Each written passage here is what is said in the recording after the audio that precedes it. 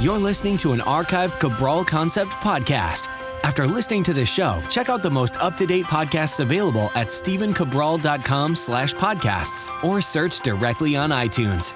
And now, welcome to the Cabral Concept, where board-certified naturopath and integrative health practitioner Dr. Stephen Cabral shares how he was diagnosed at the age of 17 with a life-altering illness and given no hope for recovery. It was only after studying and traveling all over the world did he discover how to combine ancient Ayurvedic healing practices with state-of-the-art naturopathic and functional medicine to fully rebalance the body and re-energize it with life. It's time to discover how to get well, lose weight, and finally feel alive again. And now, here's your host, Dr. Stephen Cabral.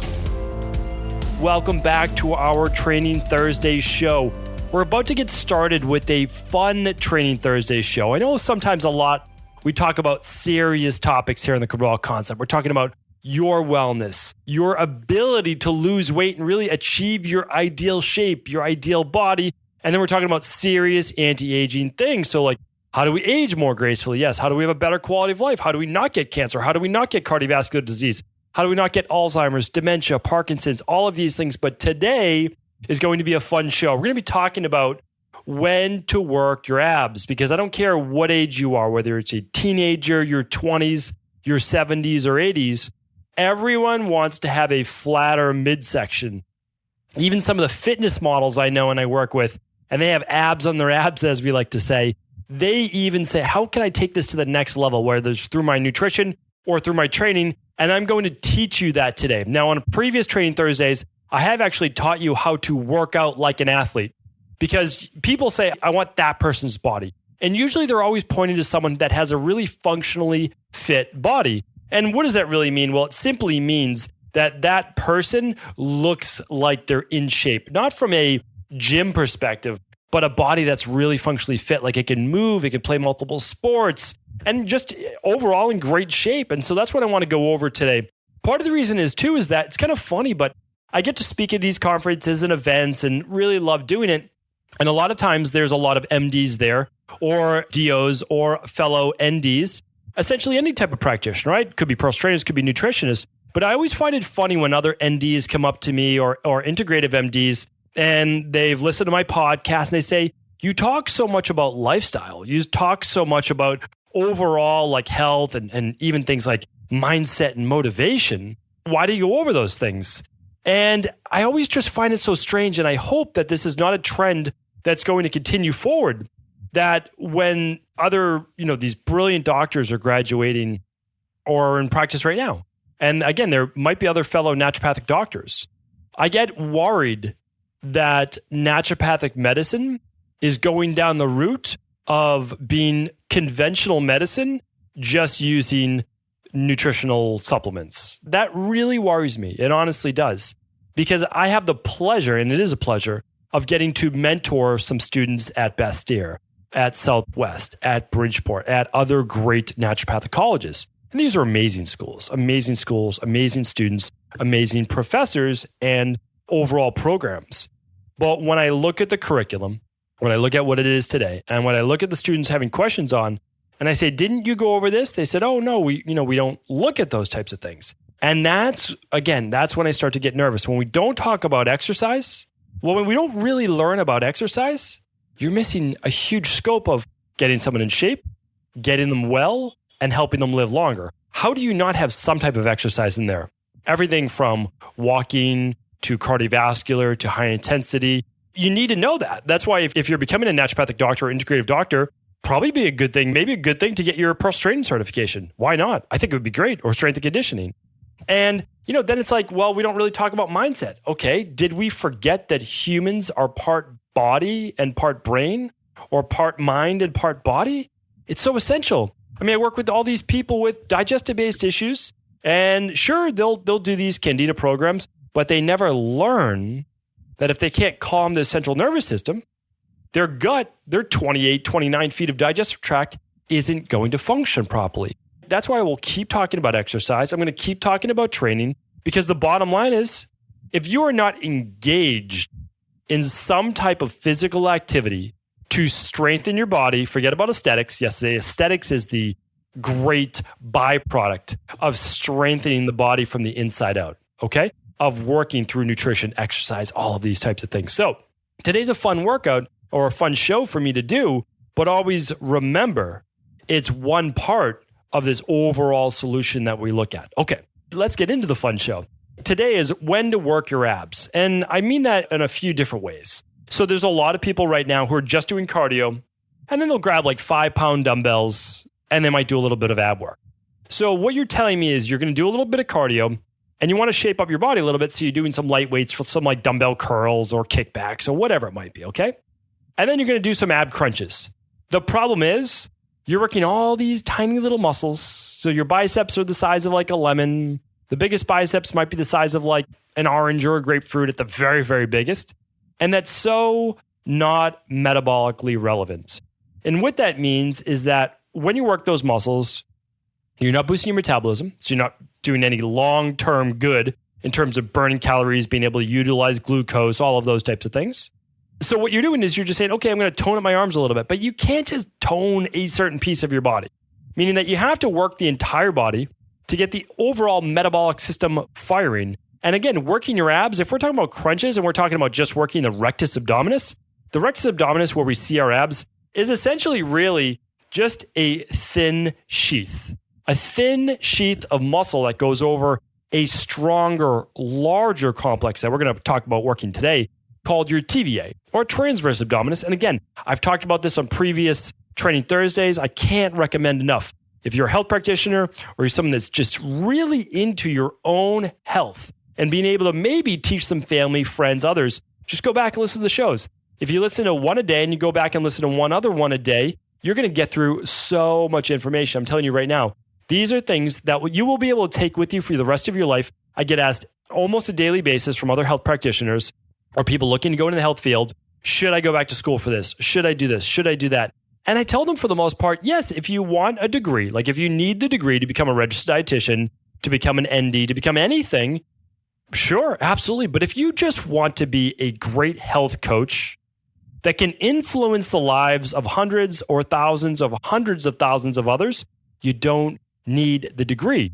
Get the certifications, but then also daily reading of books, daily listening to podcasts. That is how you further your education. A degree is a piece of paper, books, podcasts, searching out mentors, coaches, going through the labs and the programs yourself, on yourself. That's how I initially learned this.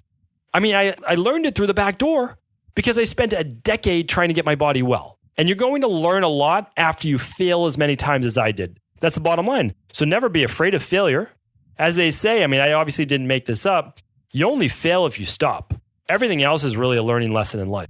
And this is getting way off the topic of abs today, but this is really how we look at life is like, you have to understand the greater perspective of why we're here, what we're doing, and what it all means. We are just on this journey to make ourselves better, to grow, and hopefully as we grow, we become better. We lift others up along the way. Do not step on others on your way to becoming great. Try to pull others up along with you. All right, back to the abs. So when we're working our abs, I want you to say this. My best time to work abs is after, not before, is after a full body workout or if you do splits, fine, have a reason for doing splits, but a full body workout. Well, what would that be? It would be something like let's just give a new example, chest press, some type of squat. It might be some type of one arm row or something like that for your posture. And then it could be a lunge or a step up. Okay. So you've got a nice little full workout right there. Now you can do one more set at the end of that if you wanted to make a circuit. And it could be something like I'm going to explain later, a Turkish half getup, right? Or it could be chops. It could be something great like that. That's actually going to work the TVA as well. Now the TVA is below the rectus abdominis, which are the abs that you can see. Now you work both. It's really hard to work your TVA, the inner muscles that make your waist small and tight without also working the abs that you see in the outside, the rectus abdominis, okay? So we're going to talk about that. But you can also do a whole workout. So you can do a whole workout, which can be sprints, and it can be your chest presses and your rows and your pull-ups and your dips and your lunges and whatever else you want to do. It's at the end of the workout that you want to work your abs. And I teach this to personal trainers all the time. And the reason I tell them that is this, is that your abs, you will know this. People are going to laugh because they're going to know that this is true. You work your abs at the end of a workout because they are a major stabilizing component. They connect your upper and lower body. And anyone who's done a really hard ab workout one day and then gone to lift the next day or the day after while their abs are still sore, you could do pull-ups or like lat pull-downs and your abs hurt while you're doing that. And so you say, well, I'm supposed to be working my back muscles, my lats right now. How are my abs hurting? Well, you know, if you've got them really sore, they're hurting because they're a stabilizing muscle in so many of the exercises. That's why if you fatigue your abdominal muscles during a workout, when you're doing other exercises or before a workout, it's actually going to be detrimental to all of your other exercises or lifts because you will not be able to stabilize in the same way with your core, which means what? Well, which means you may leave your spine at greater chance for injury. It may round out more. It may lean forward more. You're back on doing a squat or some type of deadlift. So my highest recommendation is this. Your ab muscles, they're like almost like an endurance-based muscle. Yes, they can be worked many different ways, but do them at the end of your workout. Allow the strength and the stabilizing to stabilize your spine, which is the main skeletal system that moves down your upper body, to be strong and at its best. You know, I mean, the thing is, when you think about it, you want those muscles to be fresh when you're doing an exercise where you need to maintain really good posture. And you know, last Friday, I talked about all the problems associated with poor posture. It's one more reason why the ab workouts that I'm talking about today or the ab exercises are so important. You need strong abs and a strong core. You can't have a strong core without strong abs. You need those to have proper posture, which then prevents the headaches, the tension, the kyphosis at the round of the shoulders, the sway back, all of those things, super important. All right. So now that you know that you don't want to just do them by themselves, you want to do them after a full body exercise, or if they're an off day workout, you still should be getting in 2 full body exercises or workouts per week, maybe 3. And you could then do your ab work or your core work after an interval day. Okay. So what would an interval day be? Well, I've talked about that many times on Training Thursday. So just go back to all of our TT labeled episodes. And here's what I want you to do. I want you to think about this. Your interval workouts are going to be somewhere between maybe like 5 and 10 all out intervals. Well, after you're done with those, then you can do your ab workout. Now, why wouldn't you do your abs before your intervals? Same thing. Intervals are an anaerobic all out exercise that works both your heart and lungs, but also your legs, your whole body. When you are pumping your arms during an interval, you are telling your legs to sprint faster. Your whole body is moving. You don't really think about it, but you're actually working in the transverse plane as well. That means the side to side. Now, that doesn't make sense because you're running straight ahead, right? So, or you're biking, you're running, whatever it is, straight ahead. But it is because it's anti-rotation. You're preventing yourself from swinging to the right and swinging to the left rapidly. How are you doing that? Well, you're doing it with your core muscles. You're doing it with your obliques. And those are those muscles right above your hip bones, sometimes referred to as the love handles, but that's really just the belly fat over the obliques, which are those muscles. You know the obliques because when you see someone in great shape and they've got a great looking core and abs, it's the obliques that define it. You can have abs. Abs are great, but if someone has really good obliques and this thing called the inguinal cleft, everybody knows that. That's that line on the side with like the groin is. The line right there, inguinal cleft it's called. Really nice name to it. That shows that person, they are functionally fit. They are someone who's worked all 3 planes of range of motion, forward and back, side to side, and then rotation or anti-rotation. So let's get into an actual workout you can do after your intervals or after your actual resistance workout where you did those big compound exercises like a chest press, shoulder press, a lat pull down or pull up or some type of row. And then your squats, your lunges, your deadlifts, your step ups. Okay. After that, you can do this great core workout. Now, you don't have to overdo it. You can do 2 to 3 sets per exercise. And here's the 3 exercises I'm going to give you. Now, there's many great ones to choose from. I'm giving you 1 workout today. And then you can look up these exercises on YouTube. I'm sure you've heard of YouTube before, right? There is an endless amount of videos anymore now on YouTube. So here's the first exercise in our amazing ab and core workout. Now, when I say core, I'm also meaning lower back. We're going to go through that. There are 3 exercises. Why do I give you 3 exercises? Keep in mind, we always do things to keep the body balanced. That is how we've helped all of our clients here at both my locations in Boston to stay healthy, to stay fit, to get in great shape, but not get injured. That's the big thing, not get injured. That's the whole point. So you can look great, but you don't want to be injured. So we're going to work the abs first, the transverse abdominis, the abdominal muscles, things that you can see in the front of your body. Then we're going to work your lower back, okay? Your lower back, whole back, the posterior chain, which is the back side of your body. And then after that, we're going to work your obliques. So what do? We work the front, we work the back, and then we're working the sides, the obliques. So we get the entire core. That includes your hip flexors and includes everything else. So first exercise is called a Turkish half get up. Great exercise. Very simple to teach. Here's what it is. So you're going to lie on your back. You're going to hold a dumbbell or a weight or even just your hand up straight above let's go with your left shoulder, okay? You're going to pull your left leg in. You keep your foot flat on the floor as if you're going to do a crunch, but you're going to have your left arm raised straight above your chest and your right knee raised with your left knee raised with your left foot on the ground. Now you're going to extend your right leg out straight and you're going to put your right hand on the ground beside you at somewhere around a 45-degree angle from your body. Again, you're going to look up Turkish half get up on YouTube. Simple. You may already know it, which is great. Now, all you're going to do is you're going to roll or just lean a little bit towards that right hand. You're going to keep your spine straight. You're going to use actually the right hand or right side of your body to help lift your body up into what would be a full sit-up or crunch. But this is a very functional exercise. A lot of people have issues with, let's call it forward flexion or spinal flexion. Remember, every person has to be able to get up out of bed and has to be able to lift their body up from a lying position. This Turkish half get up can help you do that. I like 5 to 10 repetitions per side. And then if you're able to do that for tennis side, you can move up in weight. Okay, next exercise is called a dynamic bridge, which just means you're in that same position, basically at the bottom of a Turkish get up. However, now we're working the posterior chain or posterior chain, depending on how you like to pronounce it. You're going to work your hammies, your glutes, your lower back. So what we're going to do here is we're going to add a little twist to this bridge. Not an actual twist, but a twist in how you do it. I want you to grab a towel or a small mile ball like the one we gave away a few months ago and put it between your knees. I want you now, while you're kind of back and butter on the ground, I want you now to keep your feet on the ground, your head on the ground, your shoulders on the ground. Now you're going to lift your hips up off the ground, but squeeze that ball between your knees. It's going to engage your inner thigh muscles. It's going to make your glutes work harder. Your glutes and your lower back, not your hamstrings. People overload this exercise on the hamstrings.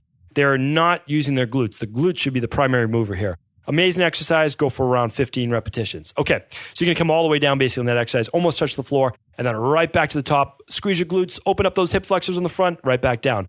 Called the dynamic bridge and just hold a towel between the knees. Check that out on YouTube as well. All right, last one. The last one is called a side plank. This one's for the obliques. What I want you to do is lie on your side. Put your elbow, this is the most key right here, elbow directly below your shoulder. Do not put it below your head. That will hurt your shoulder. Do not put your elbow closer to your rib cage. That will hurt your shoulder joint. Keep it below your shoulder, perpendicular to it, which just means straight down. Okay, so now we're going to stack the feet.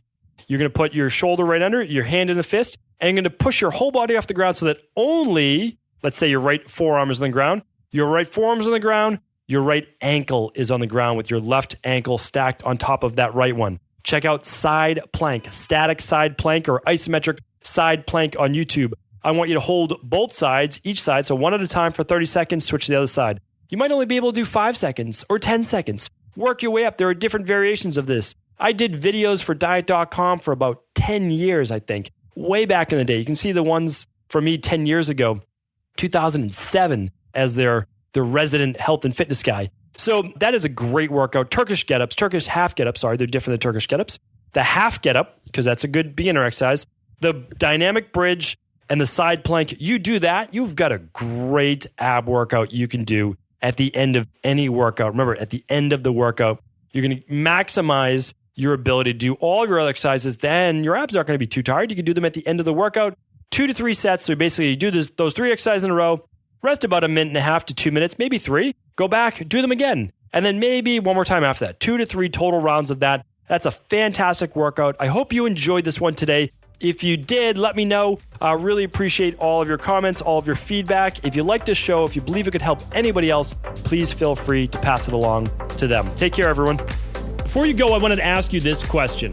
What if I could teach you in just a couple of hours how to transform your thyroid, hormones, adrenal, cholesterol, blood pressure, blood sugar, weight loss, energy, mood, brain, pregnancy, anti-aging, or many other health-related issues? After 20 years in private practice, after seeing and overseeing 250,000 client appointments, I sincerely feel I have the real-world data and have found the answer you've been searching for.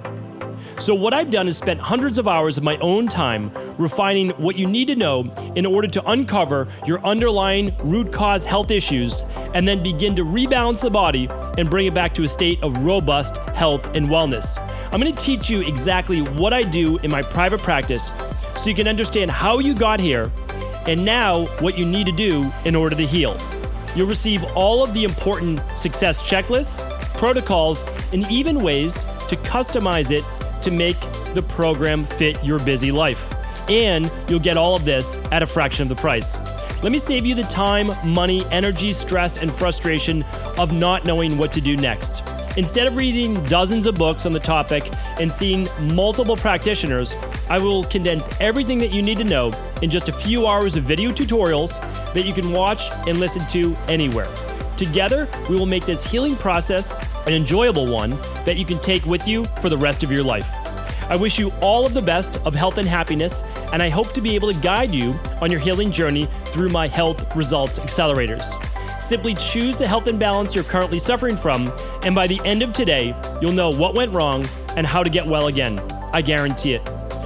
For details, head over now to stevencabral.com/courses.